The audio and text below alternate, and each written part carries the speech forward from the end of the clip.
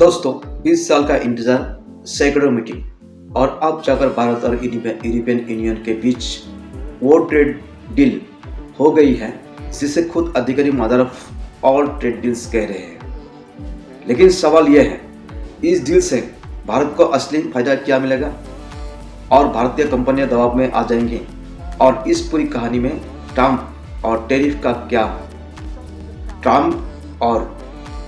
वार का क्या रोल है।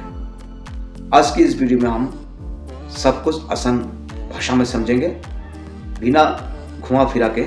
चलिए वीडियो को शुरू करते हैं।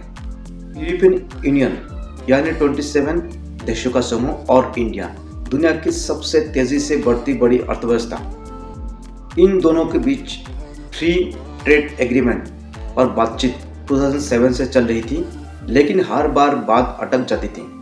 कभी टैक्स पर, कभी कारों पर, कभी किसानों पर। अब 2026 में जाकर आखिरकार समझौता हो गया है। इस डील का मकसद इंपोर्ट एक्सपोर्ट आसान करना, टैरिफ यानी इंपोर्ट ड्यूटी कम करना, इन्वेस्टमेंट और जॉब्स बढ़ाना। इस डील में क्या क्या तय हुआ है?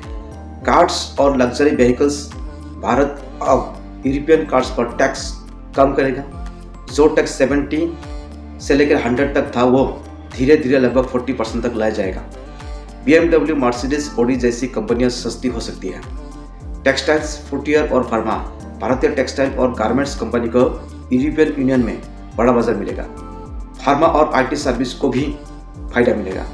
वाइन, व्हिस्की, यूरोपियन यूनियन का जो प्रोडक्ट है, यूरोप से आने वाली वाइन और व्हिस्की सस्ती हो सकती है। इंडियन मिडिल क्लास के लिए ये बड़ा बदलाव होगा, लेकिन ध्यान रहे एग्रीकल्चर और डेयरी सेक्टर को काफी हद तक बाहर रखा गया ताकि भारतीय किसान सुरक्षित रहे। भारत को क्या फायदा होगा? एक्सपोर्ट बढ़ेगा।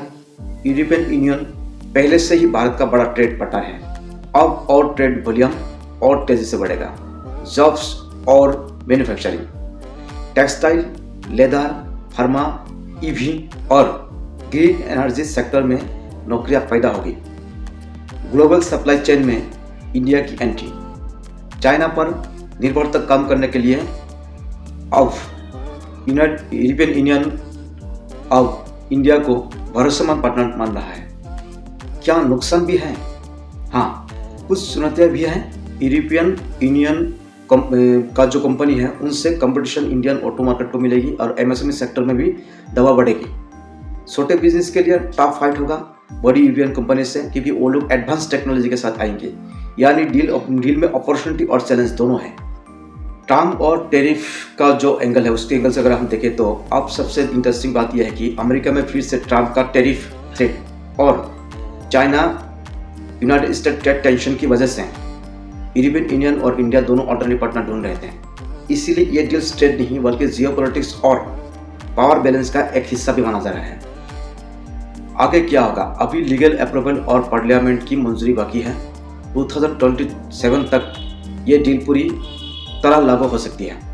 अगर सब सही रहा तो आने वाले 10 सालों में यूरोपियन यूनियन और इंडिया ट्रेड दुगना हो सकता है।